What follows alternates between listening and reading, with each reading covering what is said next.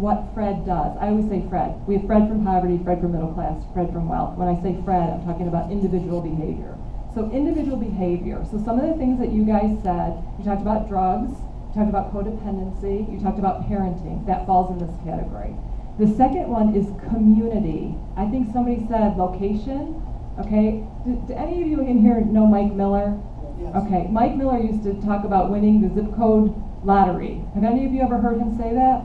I think Mike Miller thinks community resources is one of the things that causes lack of community resources, actually. So this is poor education systems, right?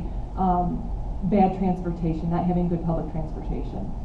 The third one is human exploitation. So that's how do we take advantage of people in poverty? That's something like payday lenders, right? Which charge 400% interest, right? And then there's political and economic structure. So that's government policy, which I think it was you, right? Talked about that too. Okay, so here's my thing. Poverty is caused by all four of those. They all are valid. They're all valid areas of research. So if you're thinking in categories of one or two of those, and I thought individual and community very heavily. And those are actually still the areas that I really pour my resources into. I mentor and I do community development work because those are the two that I'm focused on. So that's where I think the solution is.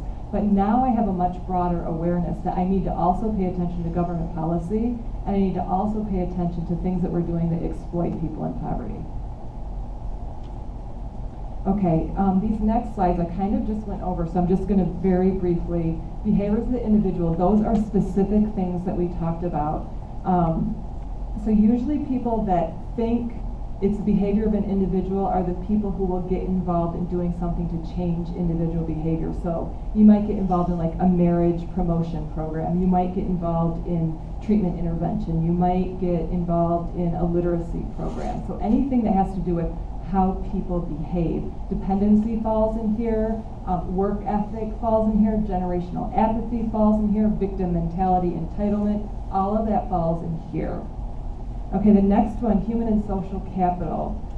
No jobs in the city. I mean, really, we talked about that with the M1, but there's just no jobs in the city anymore. So that's a community perspective. Did you know in Detroit we have a 31% graduation rate? Detroit, DPS, 31% of our kids graduate from high school. Okay, so you got a lot of uneducated people. That's community. Okay, we're not educating those kids.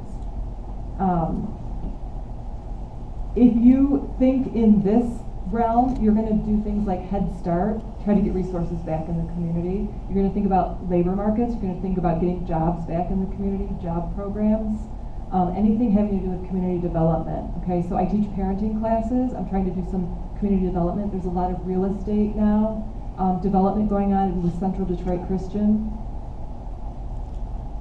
Even just like garbage pickup. Like we don't have good garbage pickup. I mean, I never had that problem in Northville. Now I get the whole community piece much better.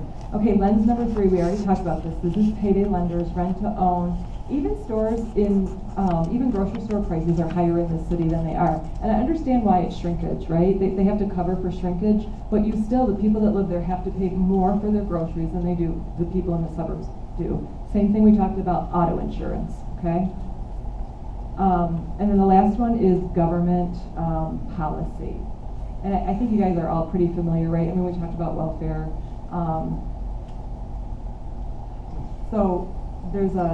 I'll give you an example. Before I do that though, let's look at your list. I gave you a list. I think I made it big so you guys could read it. And I just want you, for your own awareness, to be thinking, through that list, like where do you really think is the cause of poverty? Again, just for your own understanding, so that you're not too narrow-minded and that you can kind of open up and consider other influences.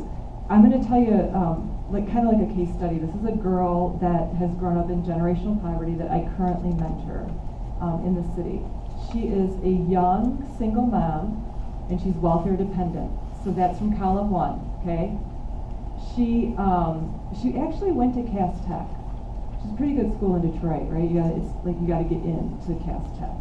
But even with a Cass Tech education, she couldn't get into a very good college. She ended up going to like a community college. She went for a year and she dropped out. She's now working at the dollar store, and she has to take 2 buses to get there. So that's column 2, little access to jobs, poor educational system. Okay, she currently uses payday lenders. She's trying to get enough money up to buy a car because she's taken 2 buses to get to work. So she's borrowed money from a payday lender, and she's in that vicious cycle of trying to pay it back. And then from the 4th column, healthcare.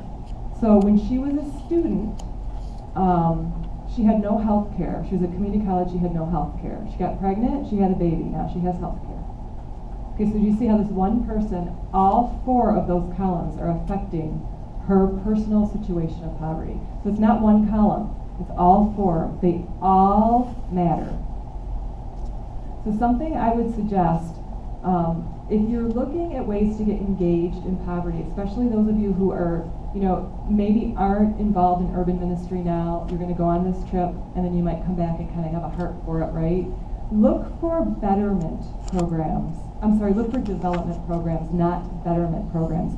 Betterment programs are where we're just giving handouts. Development programs are, you teach somebody to fish, right, instead of giving them a fish. But I would say even take it a step further than that. Make sure they have access to the pond.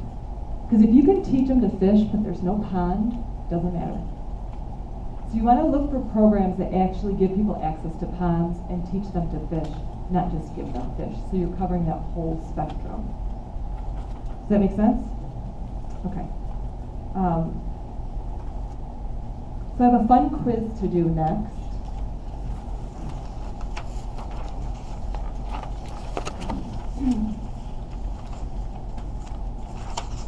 Could you survive in poverty? So just look at that, and if you see one that you couldn't do, say it out loud so that we know you couldn't do that one.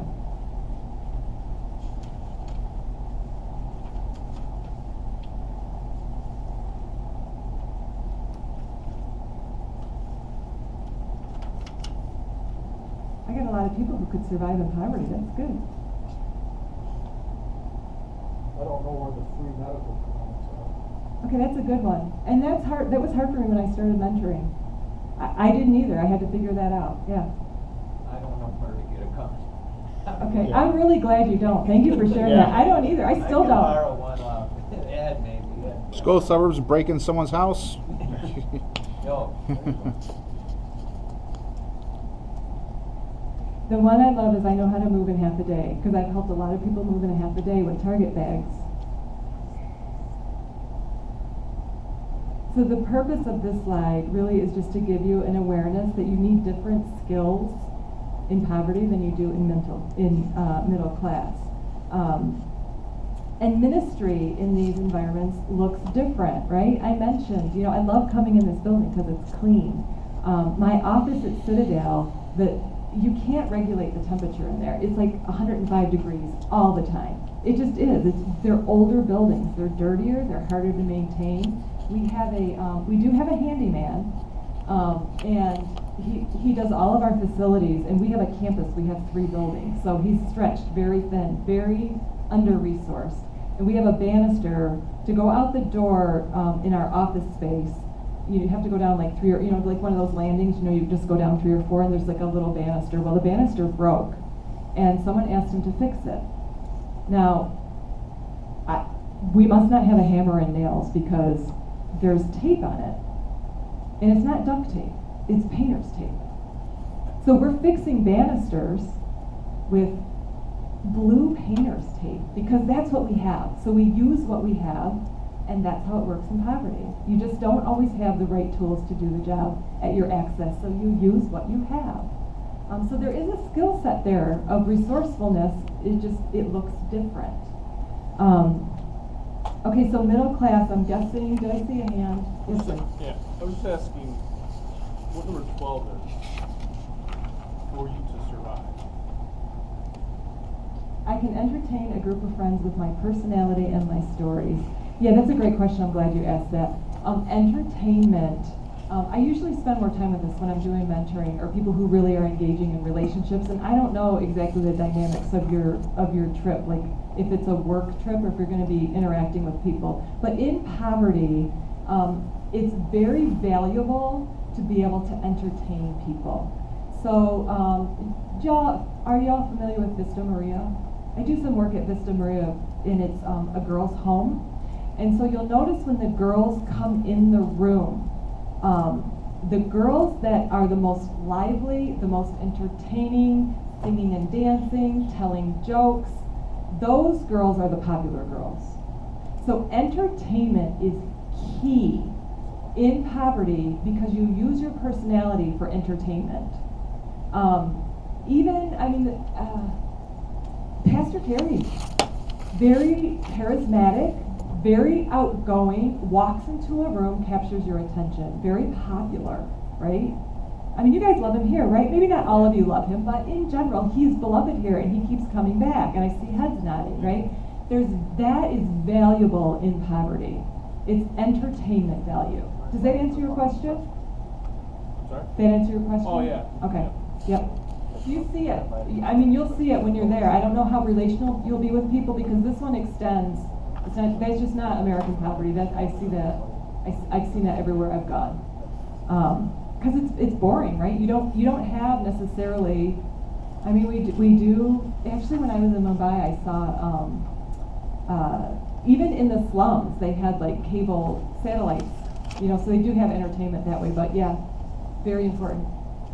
Prison culture is very similar to Absolutely, absolutely. Ability to entertain elevates your status for sure. Yeah, yeah, I've seen that as well. You can use that as a resource to actually get yourself out of getting food, getting invited to things, Yeah. be part of some things that you're not on your own being able